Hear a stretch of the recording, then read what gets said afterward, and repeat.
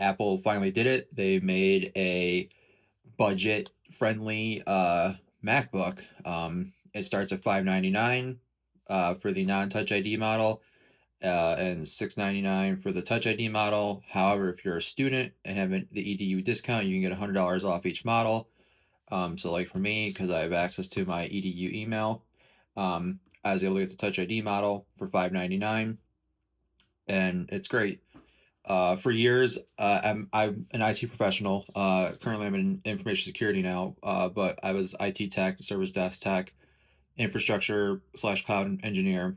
So for years, everybody in the family and friends always ask me what devices they can get. And being an Apple fan, I've always recommended Apple devices. However, the biggest thing from all of them was they did not want to spend the $999 entry price to get into the Apple ecosystem. Most of them agreed that the Apple computers were objectively better, build quality and all that wise. And a lot of them like had Apples like in the 80s, but they couldn't see it. And even though I would tell them like, yes, it's $1,000 to get into Apple, but that Apple computer will last you upwards of a decade. Um, Whereas if you buy a $600 or $700 Windows computer, it might last you 4 years. And that's kind of been the case. They've all multiple times over the years. Yeah, I've gone through one computer while they've asked me to upgrade or get two new computers. Um, so yeah, they I would tell them to get a Mac, and they wouldn't. They would still go Windows. But now Apple removed that barrier, in my opinion, um, by having the MacBook Neo. And what can I say about it that hasn't already been said by better reviewers than me, professional reviewers? It's affordable, it's simple, and it just works. Um, and for a lot of people, that's enough. For me, I got it to replace my 13-inch iPad Pro, and my old 12-inch MacBook that's no longer supported. I have a beefy computer at home. I have a M1 Max computer to use at home, and so I just wanted something that was small I can take with me on the go. I thought the iPad Pro would fit that. So I got one that had a broken screen, paid Apple to replace the screen. And while I absolutely love the tandem OLED screen, it's limited by iPad OS. What I want to do with my portable computer, I can't do. And yeah, sure, I can take the MacBook Pro with me, but I really don't want to do that. The MacBook Pro is more, it's to me it's a desktop replacement, and it uses desktop. I very rarely use it as a laptop. I know I could, but that's here nor there. That's just how my workflow is. I want to dock my MacBook Pro into my two screens, and not have to carry that with me. Um, so I got the 13-inch MacBook Neo. I have it right here, so like I'm put my hands on it, but you can't see that. Um, and it fits perfectly for me. It's about the same size as the 13-inch iPad Pro and the 12-inch MacBook Neo, or sorry, 12-inch MacBook. Um, and it almost fits the bill of what my perfect computer would be. I've for years wanted a 12-inch MacBook with the updated keyboard and Apple Silicon, and this basically gets that. It's like 90% of the way there.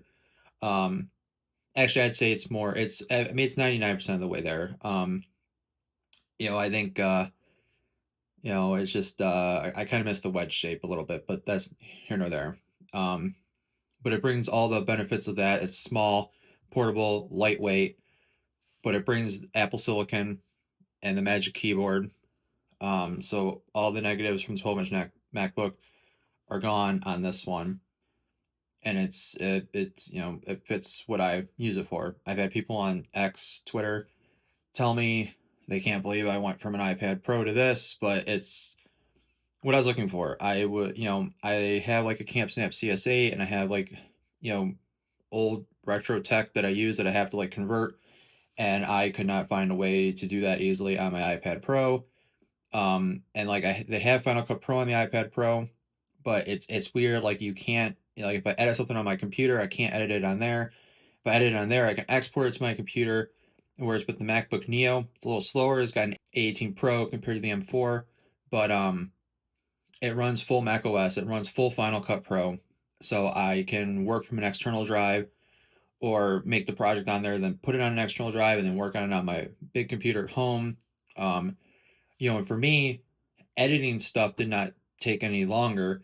It was really only when it came to exporting that I noticed a huge difference compared to the MacBook Pro. So like my workflow would be like if I go on a trip, I can get all the footage in, start the timeline, all that, work off of an SSD or put it on an SSD when I get home, and then put it onto the MacBook Pro, do any of the like heavy like titles and animations and stuff that I do. That even now the MacBook Pro is starting to show its age and it slows down a little bit on those, but do that, do the export, because really that's where I noticed the big difference on there. Um, the speakers sound good, the screen looks good. I don't use True Tone at all, so I don't really miss that. And even though it's not P3 or whatever, I don't notice it. And my MacBook Pro, again, when I very rarely use it undocked, but my MacBook Pro only goes up to 500 nits, maybe 600 nits, anyways, um, in standard definition, um, standard dynamic range. HDR can go up to like 1400 or whatever, but you don't see that often. Now the newer MacBook Pros, they do 1000 nits SDR, and my work computer has that, and yeah, I can tell a difference there, but really I can't. And I don't know what's the difference between 60 and 120 hardly any time, anyways. And again, I'm not using my computer, my MacBook Pro undocked, so it's plugged into 60 hertz monitors, anyways. Um, I thought I would miss the Force Touch trackpad, but I really don't. Like the only difference is, um, I have to, like I have to do a three finger thing to do a lookup instead of force touching in. Otherwise, the glass trackpad's great. I actually kind of like the the click. It's more tactile and satisfying compared to the haptic taptic trackpad on the other ones. And again, I don't really use my MacBook Pro as a laptop. Whereas with like this MacBook Neo, I exclusively use it as a laptop. And like because it replaced my iPad Pro, and my iPad Pro I never used it like as a tablet. The Geekbench testing and exporting and editing um, on the M4 iPad Pro, my M1 Max MacBook Pro, the A18 Pro MacBook Neo, and I did do Geekbench on the 12-inch MacBook. I did not try to do any video editing on it because I never tried to do video editing on it. Well, I mean, I did when it first came out, like in 2016, but I don't do any editing on it at all now. Um, but yeah, and I mean, you can see that. I mean, the MacBook Neo doesn't have the highest score, but I have not been able to really slow it down. It gets a little slow during video editing, but that's about it. Um, and I mean, you can see that the M1 Max is the winner, followed by the M4, followed by the Neo, followed by the 12-inch. You know, but it's the grab and go computer that I've been looking for. It runs full Mac OS. The screen's good enough. All the stuff I've already said. I am already looking forward to the next MacBook Neo, which should theoretically have the A19 Pro. I would assume they would put the A19 Pro that's in the iPhone Air, because that's the same setup, like 6-core CPU, 5-core GPU, doesn't require a vapor chamber, doesn't have a vapor chamber like the 17 Pro Max and Pro does. And then I'll have 12 gigs of RAM. And so like the main thing that people complain about with the 8 gigs of RAM, like that'll be gone. And honestly, I haven't really seen it slow down with 8 gigs of RAM anyways. Um, but I'll definitely probably trade this one in and then get that one next year. My final verdict is I'm keeping the MacBook Neo.